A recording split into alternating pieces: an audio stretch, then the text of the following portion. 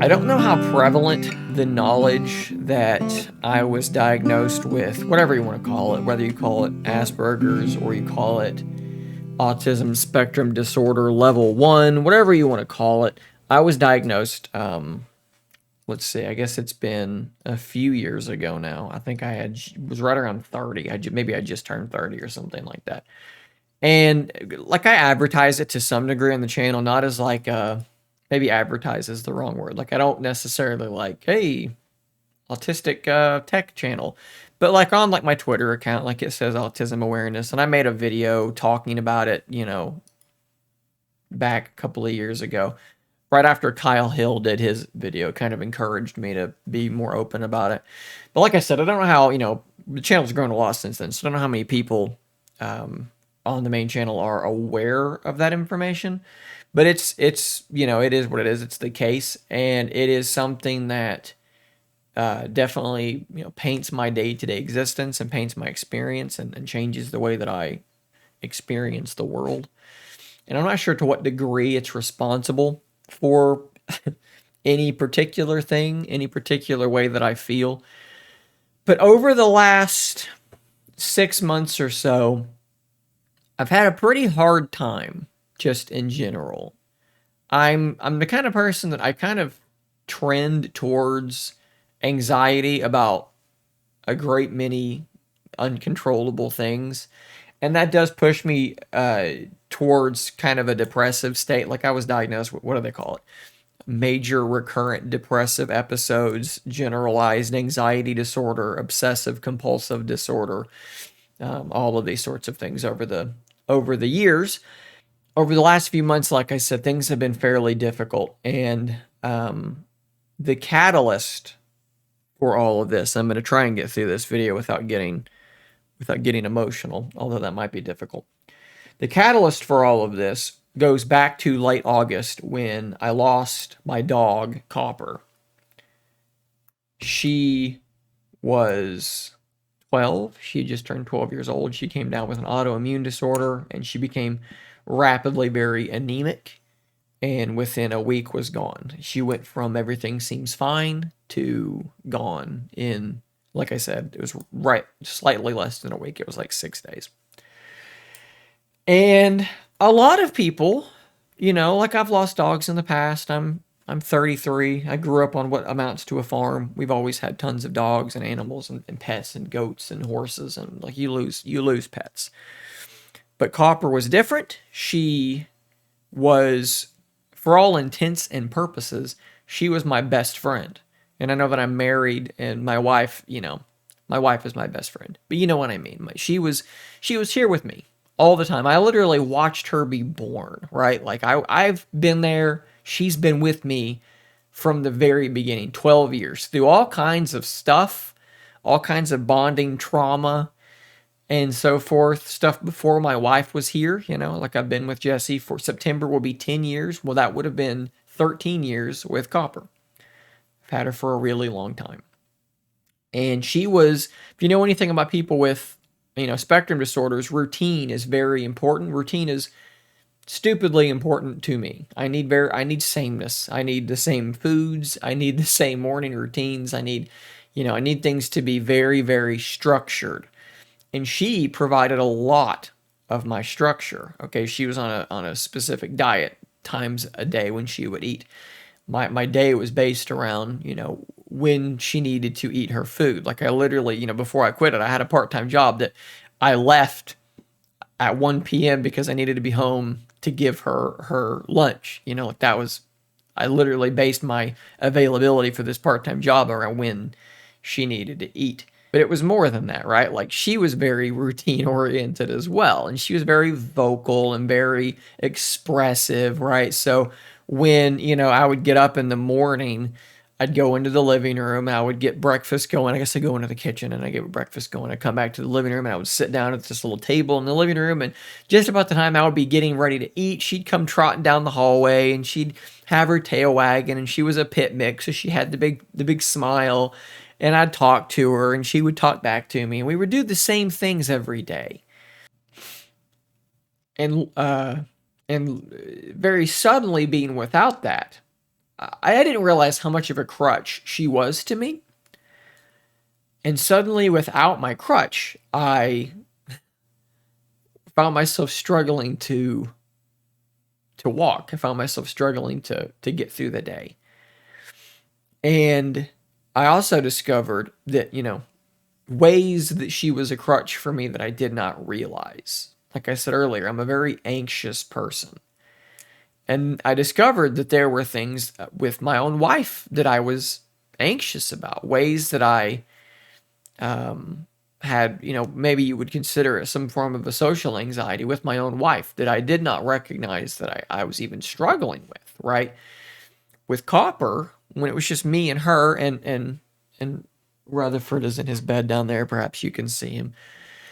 With just us here, I was very loose, and I would be silly with her. I would sing to her, and I would just do all these stupid things with her that I if I were to do with my wife, I would feel insecure and I would feel self-conscious. And so these are things I'm working on now that I'm aware of them. But I didn't even realize, everyone needs an outlet, a place or a person that they can just let go of all their anxiety and just be themselves. And for me, that was a dog. That was Copper.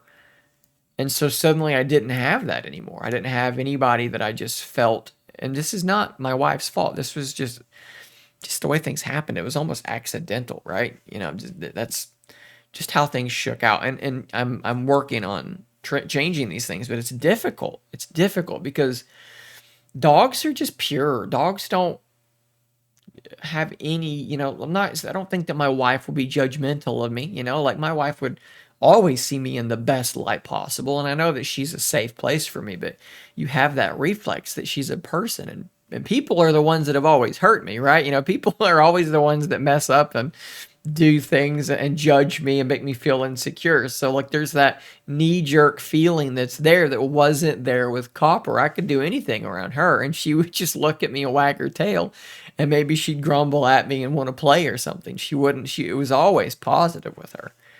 So like I said, suddenly not having that crutch was devastating in ways that I thought I was somewhat prepared for, and I wasn't. I was not even remotely prepared for. And it's been since August. It's been a while now. It's been like half a year.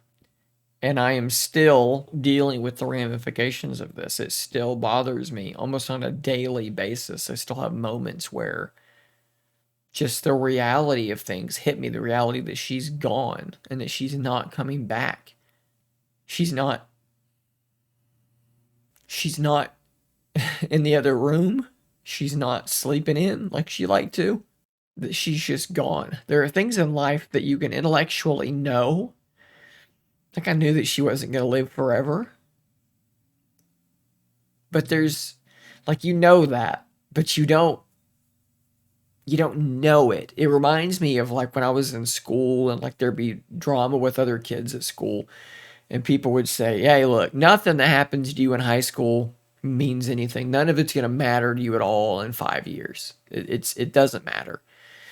You hear those words and you think it through and you go, "Well, yeah, I'm not going to know these people for the most part in 5 years. We're all going to go our separate ways, so you're right, it's not going to matter."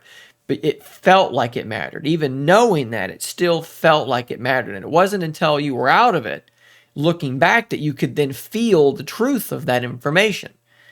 And this was a similar thing where I knew she wouldn't live forever, but until I experienced it, I didn't deeply enough. I didn't truly know.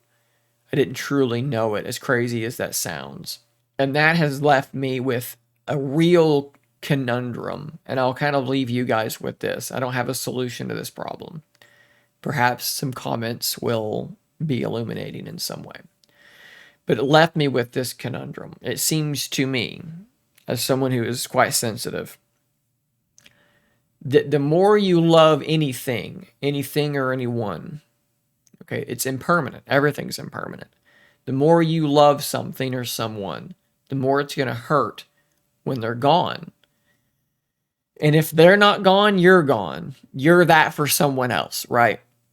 And so it's a paradoxical thing because you want to love. Without love, life is hollow. It's meaningless.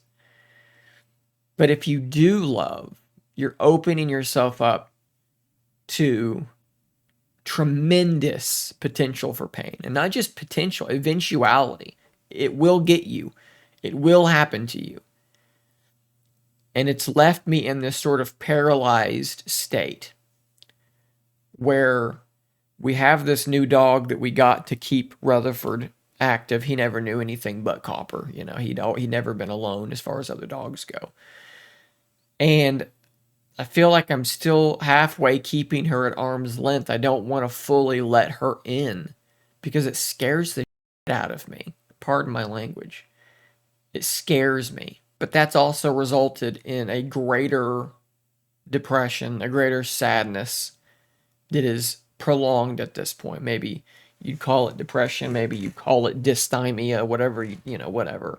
I've not felt good since August. I've had some good days, but by and large, it's been very hard. And then there's that part of me that's almost embarrassed by it. That's like, other people would be like, bro, you lost a dog, suck it up, move on. But like, that's just not helpful. That's not a useful thought for me. So yeah, mentally, that's kind of where I've been at the last few months. Maybe you're someone who's experienced something similar. Maybe you're someone maybe you're on the spectrum or ADHD or, whatever it might be. And, you can share your thoughts and what you've gone through. Maybe it'll be useful. I don't know. I'm trucking along. That's all you can do. There's really nothing else available to you but to keep going. There are people who rely on me. There are people who prefer the world with me in it over the world without me in it. So I'm here for the long haul. It is curious to me that there are people who just seem to just enjoy life. They just seem to enjoy it. Anyways, guys, I don't really know how to wrap this video up other than to say this is the Shane IRL channel. You're going to get behind the scenes stuff about the channel, but you're also going to get behind the scenes stuff about me as well. And I hope that this stuff is maybe illuminating and can spark some productive conversations or something like that. So subscribe if you want to see more stuff like this. If you find this stuff distressing, then don't watch it, okay? I don't want to, distress anyone. So with all that being said, I'll see you on the next one.